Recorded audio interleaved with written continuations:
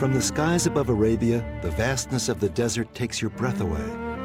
It's not the desolation of the landscape that captures the imagination. It's the immense variety. From sand fjords and black rock islands to elegant white volcanoes, steep ravines, craggy hillsides, terraced mountain villages, seemingly endless oceans of sand, all beautiful and almost unknown. The deserts of Arabia are quite vast, and what you really don't want to do is have to have an emergency landing somewhere. I hope the engines will start when we want them to start. So if the engines don't start, we may end up landing on the road and basically spending the night or something. It's tough, yeah. It's you can't afford to get it wrong.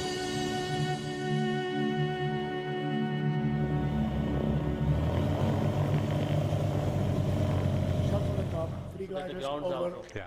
Do you have Qasim's frequency? On July 2nd, 2006, 3 men prepared to set out from Riyadh on an unprecedented adventure in aviation, a 5,000-kilometer glider expedition across the deserts and mountains of Saudi Arabia. When we start the engines, we position the airplane, start the engines, we're gone. Yeah. I've been lucky enough to have experienced a lot of kinds of flying. I flew with a lot of great people. I've known great people like Chuck Yeager and Neil Armstrong and Buzz Aldrin. And flying is more than the altitude or speed. Flying is about spirit. And in gliding, in fact, takes you to the next level. Prince Sultan has traveled in space as the first and only Arab astronaut. You do it 126.0. You want to go there. If no one answers, it's 120.0. For us, between each other. The trip that we hope to start tomorrow is very significant for me personally and everyone else who will be on the same trip. We'll be the first people to glide across the Arabian Peninsula. So that'll be a first. We'll be exploring areas that no one has ever explored before on a glider. That's the excitement, but a dramatic interest in Saudi Arabia also represents a challenge. Up close, the landscape can be utterly unforgiving. That's why the 2 Saudi princes have taken along John Bally, who taught them how to glide, is a former member of a British glider team, and has more than 5,000 hours of aviation time. We are flying over a very hostile country, and be under no illusions if we end up down in the desert. It's not necessarily just a nice bed of sand. It's, you know, there are areas where you simply can't have a sensible crash. So you've got to be able to extract yourself from those situations. They will be flying state-of-the-art STEM gliders made in Germany, 27 feet long, with a 75-foot wingspan and a glide ratio of 50-to-1. Computers control many of the functions, but the essential ingredient for this expedition, STEM gliders have a 100-horsepower engine and a tuck-away propeller, enough to let them function like any other small plane. The STEM is particularly suited for exploration. It does have quite a good range on power. So, you know, if we're in a situation where, you know, we've got a sandstorm somewhere and we've got an airport that's shut down, and the day is finished in terms of actually soaring, we have the capability to divert. And this chap's worked so bloody hard. John is the most experienced pilot on the group. He's been a glider pilot for many years. John is leading this trip in terms of the planning of it, in terms of the decision-making process. My role would probably be the guide, and knowing this country pretty well from the air and from the ground. But also, I bring in 7,000 hours of flying time. I've been flying since 1976. Bandar will be bringing in also many dimensions of his flying experience and his experience around the country. It's a good team, I think. It's a good composed team. Technical problems continued to plague the glider team on the morning they were scheduled to leave. The main problem has been a puncture in the one vehicle this morning, and that's delayed things because we need Ahmed here to do some wiring and fit some sensors. So we're running an hour late anyway. The first day would be a shakedown flight of 500 nautical miles north to Hyle, at the southern end of the Nafud Desert.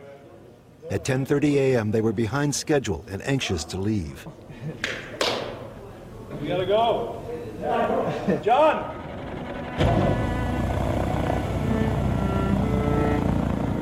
Finally, they were in their cockpits and ready to go.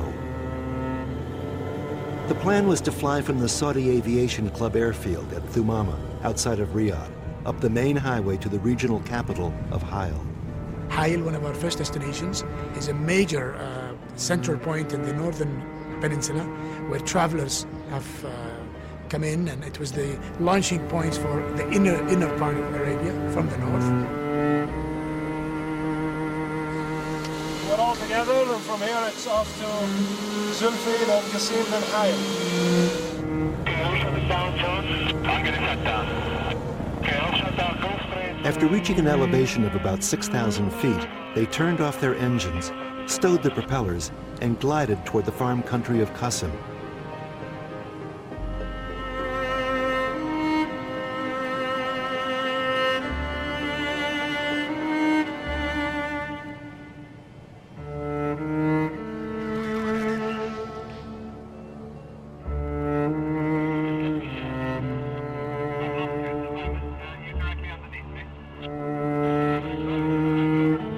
The engineer who kept the gliders in top form, Ahmed al-Zarani, had another job that was equally important. Following the flight on the ground, as best he could, anxiously trying to keep the gliders in radio contact.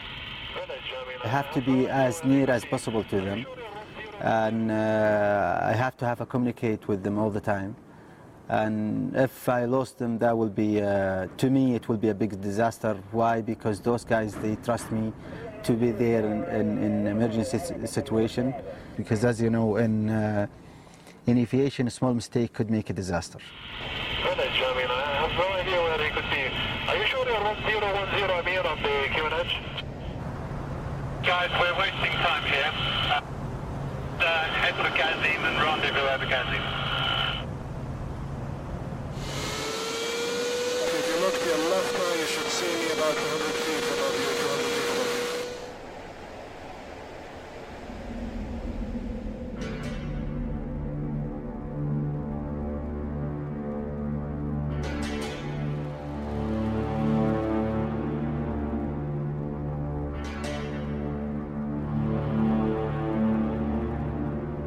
It was late in the day as Ahmed pushed into Hail, just a few minutes behind the gliders.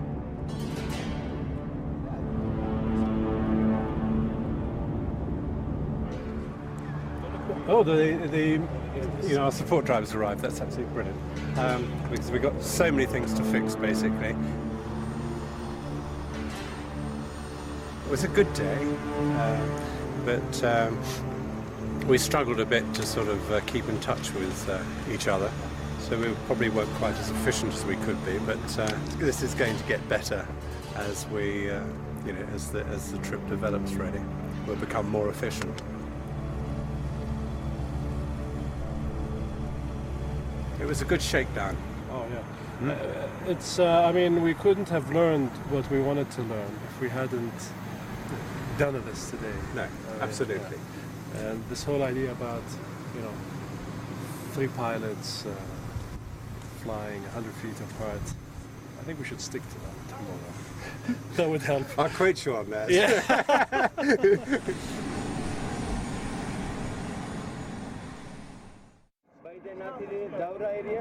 The gliding got serious on day 2 when they would glide over 565 kilometers across remote mountains, the longest single run that Prince Bandar had ever attempted.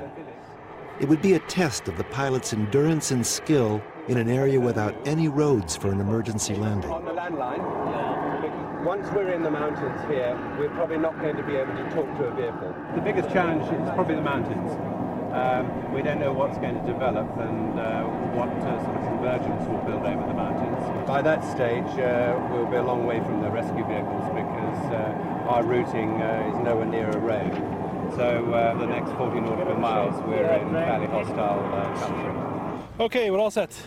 Okay. Need you guys to be clear. The long day began with a steep climb out of Hail into a desolate, roadless wilderness of rugged deserts and mountains. Okay, let's see how high we can get. Well, we're thermaling now. We're about 23 miles out of Hayam. We're at 19,600 and climbing, trying to get to the base of the cloud.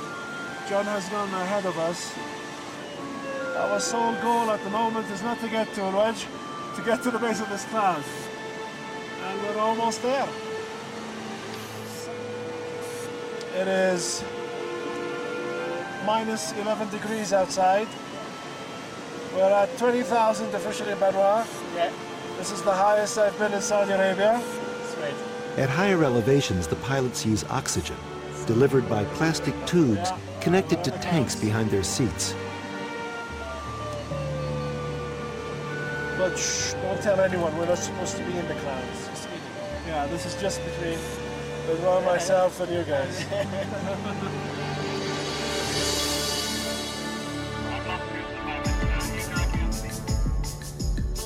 They have been out of touch of their emergency response vehicles since they left Hyle. Well, we are the rescue team, and I have to be with them all the time, in case if they have any problem or emergency landing. They are just here, underneath that big cloud. I could see them. I was very happy when I saw them, even if there is no radio contact between me and them.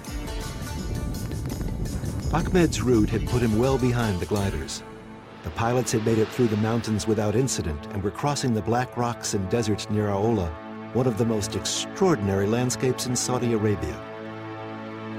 Saudi Arabia is a tremendous and beautiful big country with a lot of historical sites, a lot of mountain areas, a lot of deserts, and a lot of fjords and valleys. It's a major hub for civilization and history.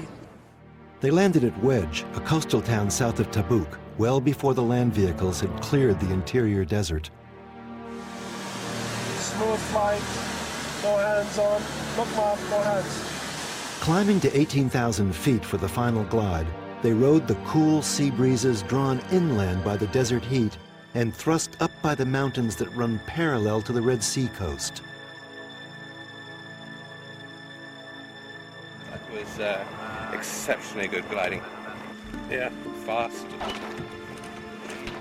Yeah, that's a memorable flight. I'll put that on the top of my list of ones to remember for the rest of my life, I think. Is that good?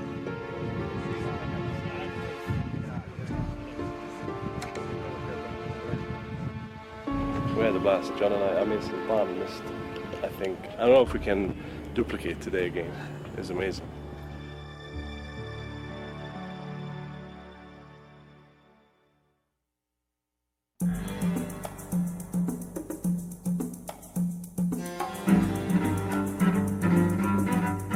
Prince Sultan had rejoined the expedition after a day off to attend an event with the king.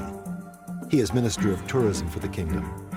His glider had been hauled across the mountains and reassembled overnight by Ahmed and his crew.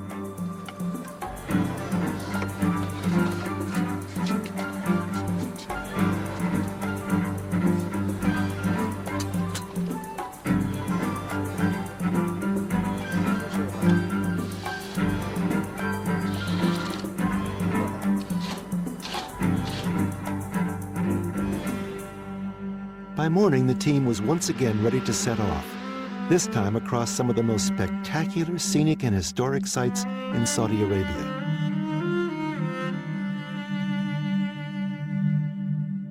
They flew under power, low over the crystal waters of the Red Sea coast, just outside of Wedge.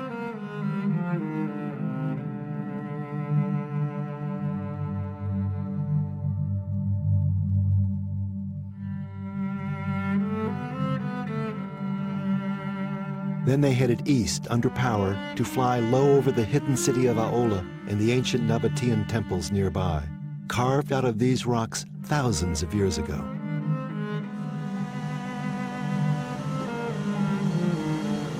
Those volcanic rocks is just amazing. You see the old site there,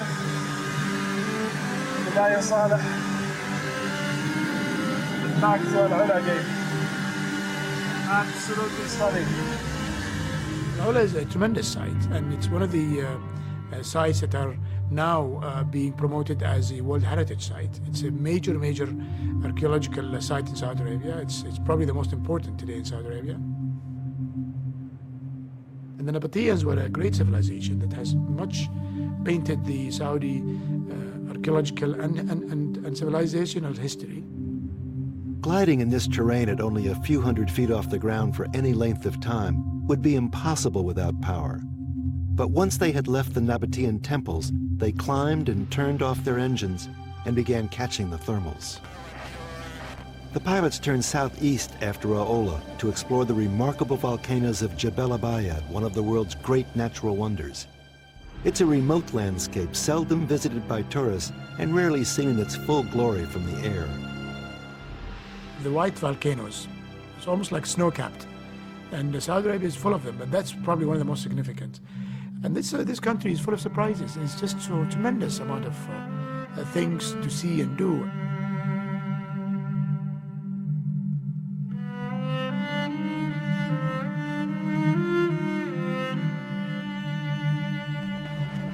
Over Medina, to me, that was just almost close to a spiritual experience because I've never flown over the Haram of Medina ever before. And that was really just something, a very powerful jolt. Medina is precious for the Saudis, and of course the Prophet is buried there. Every ruler who came to this part of the world has made it the first duty to improve and expand the two holy mosques of Mecca and Medina. King Fahd just happens to literally do the largest ever, probably ever, expansion in the history of the Haramain and for the future to come. Finally, they headed southwest toward the coast at Rabigh and then glided down the coast on sea breezes to Jeddah, where they landed at the large international airport.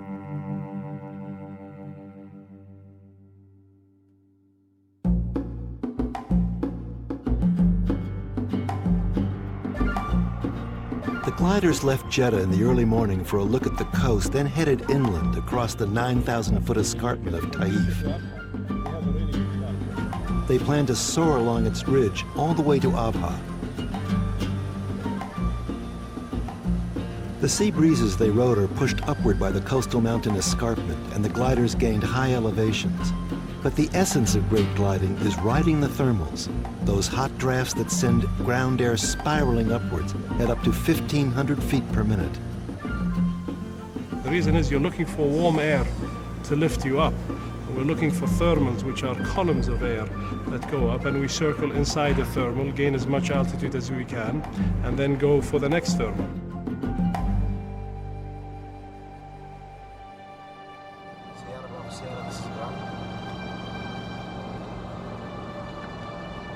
I lost contact with them, and I was really worried about them. Emergency could happen. Those guys, they are flying, they put their life in my hand. And it is not easy to be, like this. No contact with the pilot, and I cannot relax. And it's very, very difficult for me because they, as I said, they trust me. I have to be there. And I hope everything is okay with them. The other part of the trip was also a touch and go part. That's what comes with gliders. Trying to find any way we can squeeze out of this area. Apparently not much, not very productive. So we'll have to make a decision. It looks like we're going to be moving out of this area. There was no wind, no thermals. I got low. I couldn't get out on the ridge side where the wind was happening and things were happening because the cloud formation basically blocked it. We're still looking for some good thermals. Nothing.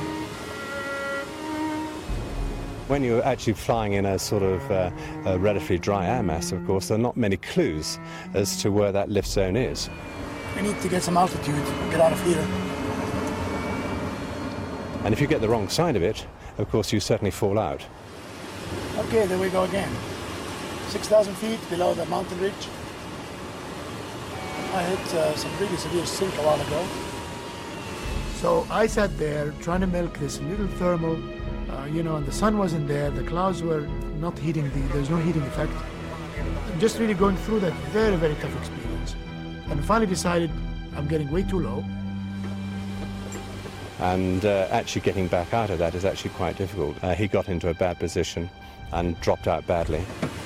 I'm in deep sink here. I need to do something else. And went for an engine start. So I decided to start the engine. Well, guess what? The engine didn't start.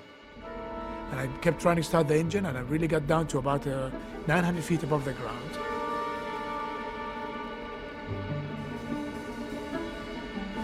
Was on the point of gliding out to the Red Sea, to gain height and to get down to where the rapid response vehicles would be. But then he managed to find the thermal and scrape away again, and then get re-established. Interesting stuff, different and challenging.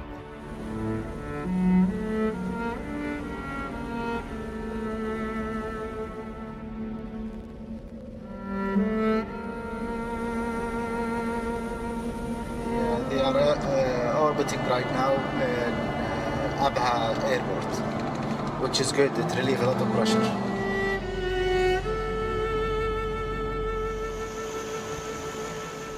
Quite extraordinary, quite exceptional. Was this a good flight or a good flight? I was looking at some flat area, nothing to land on. I was actually going to jump off the hill. No, definitely right, out to the sea. I tell you, I thought I've done anything in my life, but this is scary. This is scary. Getting really low in the mountains with no instrument.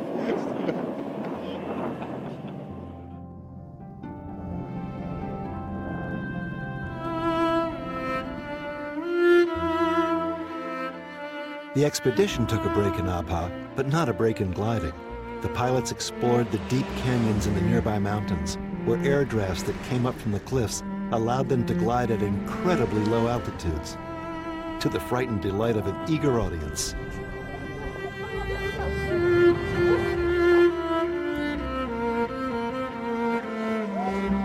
One afternoon they were joined by paragliders who leapt off the edge of a cliff and rode the Arabian Winds with them.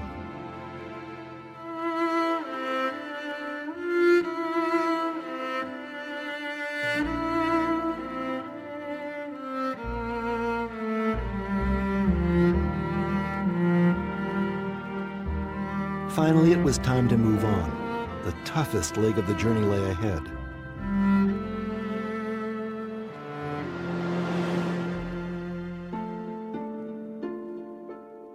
The last day of the glider expedition was a trip of 1,100 kilometers.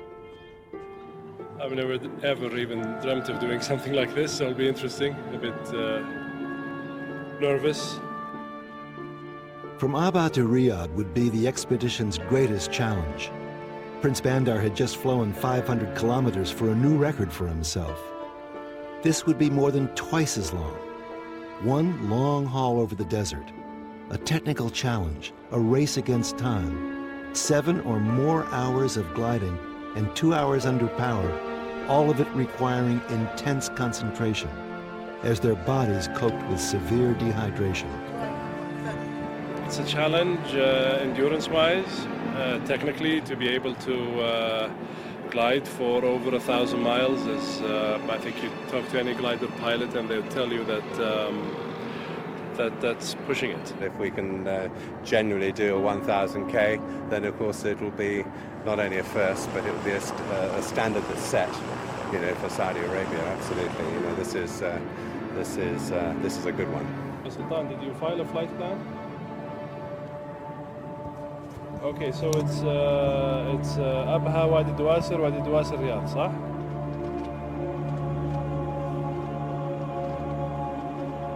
Okay, and time of departure? They were running a half-hour behind time, waiting for the airport tower to give them clearance to take off. The tower wanted a written flight plan. We are traveling to an area that no one's ever really traveled over. So I'm not really worried. I'm just, I don't want to let John down because he has to stick with me. We were a team and I want to be able to keep up with him. That's very important to me.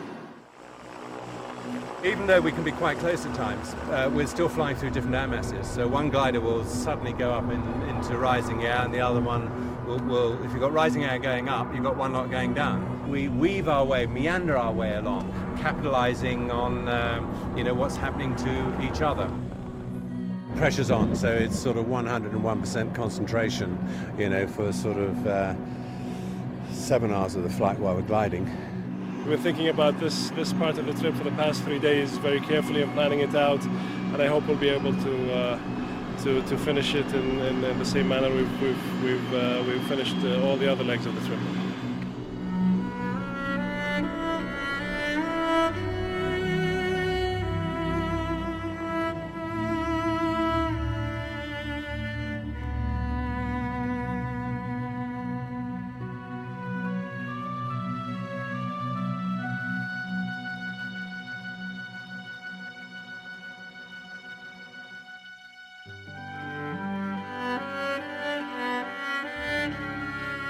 Taking off from Abha, they flew under power for 60 miles, then shut down over the empty quarter and started looking for thermals.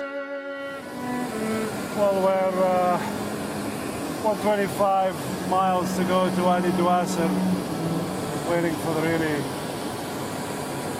day to get going and thermals to start generating. It's quite smooth up here at 13,000 feet. And well, I guess the waiting game begins now. When the anticipated thermals finally appeared, they were too small and difficult to use. It's a little bit tough.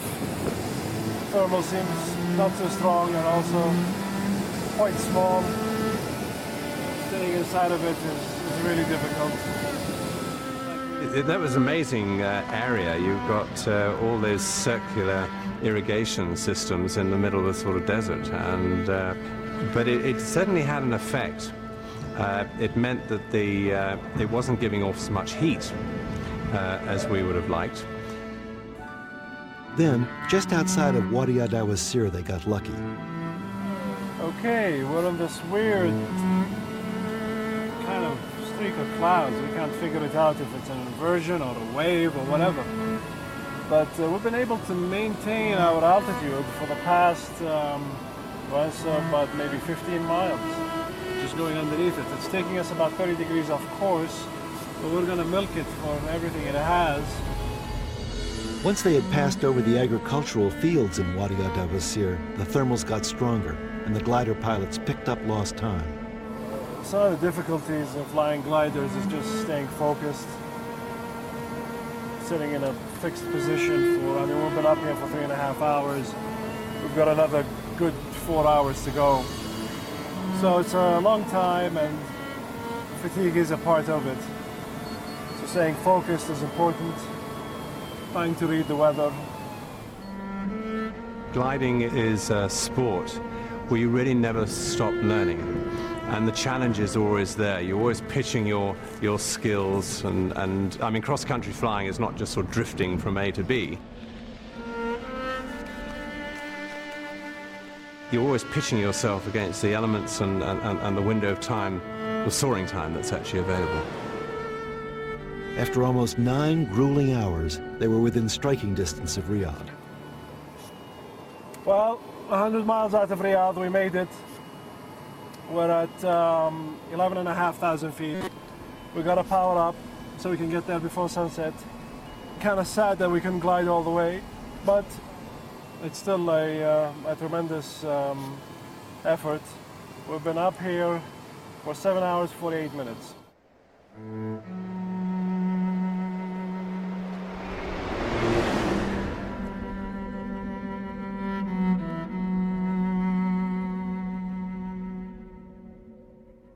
They landed just after dark at Thumama, the Saudi Aviation Club airport outside of Riyadh, where they had begun their expedition 10 days earlier.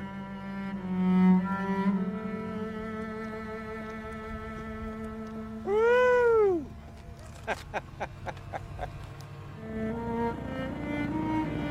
That was a long one. Well, that was a memorable flight. I'm telling you. Nice to be home. My man.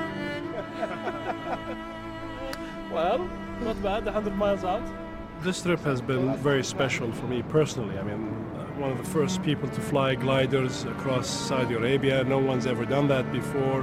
And believe it or not, I saw quite a bit of Saudi Arabia I've never seen before in this trip. And it was from a wonderful perspective. In a glider, you get an opportunity to look outside the window to see the beauty that's out there. And to do it in a glider, for me, was a very, very special experience. There's just so much potential here in Saudi for gliding in the future. Saudi Arabia has enormous potential. That there is no question of doubt. I mean, it's a real hotspot. I mean, the 320 days of sunshine, I mean, you know, what could be better? From I've seen, and I've heard, and I've glided many places, Saudi Arabia stands head and shoulders with literally some of the best gliding places ever in the world.